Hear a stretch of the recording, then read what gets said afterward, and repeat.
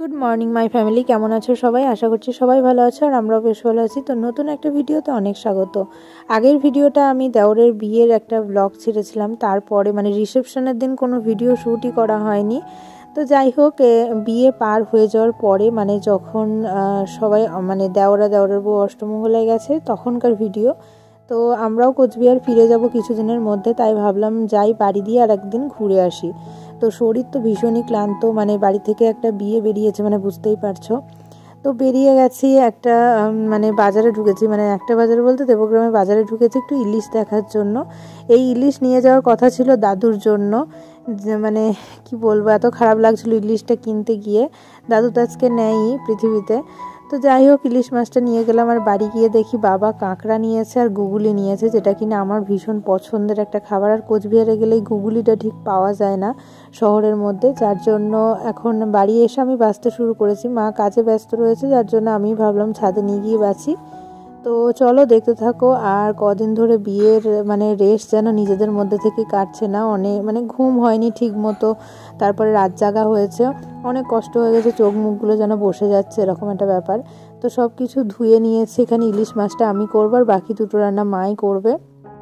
এইদিকে দেখো মা কড়াইয়ে গুগুলিটা চাপিয়ে দিয়েছে আর আমি ইলিশ মাছটা রান্না করছি। এই মাছটা রান্না করে ঠাকুমাকেও কিছুটা দিয়ে আসবো আর ভাইকেও দিয়ে আসবো, কারণ নিজে খেতে খুব খারাপ লাগে।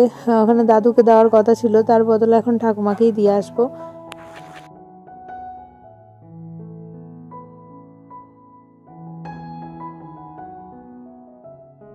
সকালবেলার পর সোজা এখন সন্ধ্যাবেলায় চলে এসেছি। আর সন্ধ্যাবেলায় বড়োর সাথে একটু বেরোচ্ছিলাম, মানে স্কুটি নিয়ে। সারাদিন আর তেমন কোনো ভিডিও করা হয়নি।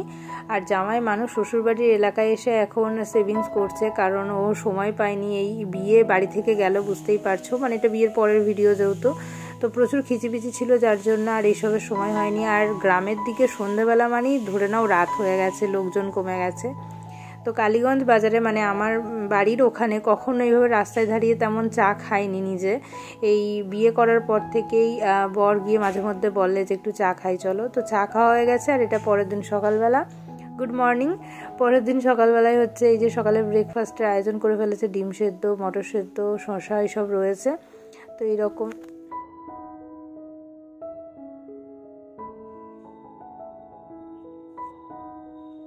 কিছুদিন আগে আমি এই গাছগুলোকে জায়গা চেঞ্জ করে এখানে দিয়েছিলাম, দেখো ফুল হয়েছে কি সুন্দর। আর গাঁদা গাছগুলো তো ফুল হয়েছে, আর এই জবা গাছটা লেগে গেছে। ফার্স্টে ভেবেছিলাম যে লাগবে না, হয়তো মরেই যাবে, কিন্তু দেখলাম যে দু একটা পাতাও বেরিয়েছে। তো খুব ভালো লাগে যখন কোনো গাছ লাগানোর পর দেখি সেই গাছটাই মানে পাতা ধরেছে, ফুল ধরেছে, খুব ভালো লাগে। আর এই যে দেখো এখন সকালবেলায় আমরা একটু রেডি হয়েছি, যাব হচ্ছে একটু ঘুরতে। আমাদের গ্রামের মধ্যে তেমন ঘোরার কোনো তো জায়গা নেই, তবে মাঠ ঘাট নদী নালা এই সমস্ত সব কিছু দেখা যায়।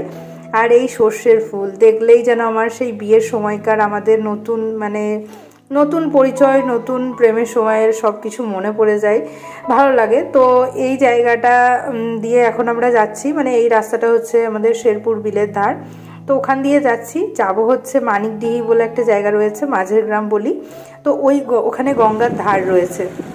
আমাদের গ্রামের আশেপাশে অনেক দিকে গঙ্গা রয়েছে। তো সব গঙ্গায় মোটামুটি বরকে চিনিয়েছি বা বিয়ের পরে গেছে গঙ্গা স্নান করতে, কিন্তু এই মানিকডিহি গঙ্গাটা কখনো আসা হয়নি ওকে নিয়ে, অনেকটা দূর যেহেতু। ছোটোবেলায় জানো তো এই মানিকডিহি গঙ্গায় স্নান করতে আসতাম ভ্যান ভাড়া করে, মা ঠাকুমা কাকিমা সবাই হয়তো আসতো। ওই বটগাছটা দেখলে, ওই বটগাছের তলায় ওইখানে তখন গঙ্গা ছিল। আর এখন গঙ্গা কত নিচে নেমে গেছে। মানিকডিহির গঙ্গায় এখন কেউ তেমন স্নান করতে আসে না, মানে আমাদের ওই দিকের গ্রাম থেকে, কারণ হচ্ছে প্রচুর ডিপ গঙ্গাটা, বুঝতেই পারছো মানে কেমন উঁচু জায়গা দিয়ে আমরা মানে গাড়ি নিয়ে যাচ্ছি ধারে ধারে। আর গঙ্গাটা অনেকটা ডিপ, অনেকটা নিচে, এবং অনেক জল, প্রচুর জল, মানে দেখেই ভয় করছিল। আর এত প্রচণ্ড হাওয়া দিচ্ছিল কি বলবো। তবে কেউ ছিল না, লোকজন ওই কয়েকটা লোকই ছিল মাত্র। ভয়ও লাগছিল, একটু শুনশান জায়গা হয়ে গেছে, আগে কিন্তু এমন ছিল না এখানে। তো এইখানে ছোটোবেলায় শুনতাম যে মানিকডিহির গঙ্গায় কুমির এসেছে, এইসব অনেক কিছুই শুনতাম, কিন্তু এখন সেসব সবই অতীত। তো বহু বছর পর আবার এখানে এসেছিলাম। আর প্রচণ্ড হাওয়া দিচ্ছে, সাথে দু এক ফোঁটা বৃষ্টিও পড়ছিল। তো এবার বাড়ির দিকে যেতে হবে। বাড়িতে মানে জানেই না, মানে বাড়িতে জানিয়ে যদি আসতাম যে এই গঙ্গাধারে আসছি তাহলে হয়তো আসতেই দিত না, মানে অনেকটা দূরে যেহেতু তার জন্যে। কিন্তু জানিয়ে আসেনি, ওকে দেখাবো বলেই হয়তো জানিয়ে আসেনি। আর এই যে সর্ষের খেতে নেমেছি, এখন একটুখানি এই ছবি তুলবো, ভিডিও করব। এগুলোই মানে স্মৃতি, এগুলোই ভালোবাসা, এগুলোই সব কিছু, মানে ভালো স্মৃতি বলা যায় এগুলো। মানে দেখি পরে যখন খুব ভালো লাগে যে নিজেরা এই টাইমগুলো কাটিয়েছি। এখন যেমন এডিট করছি আর খুব ভালো লাগছে। যাই হোক, চলো দেখতে থাকো।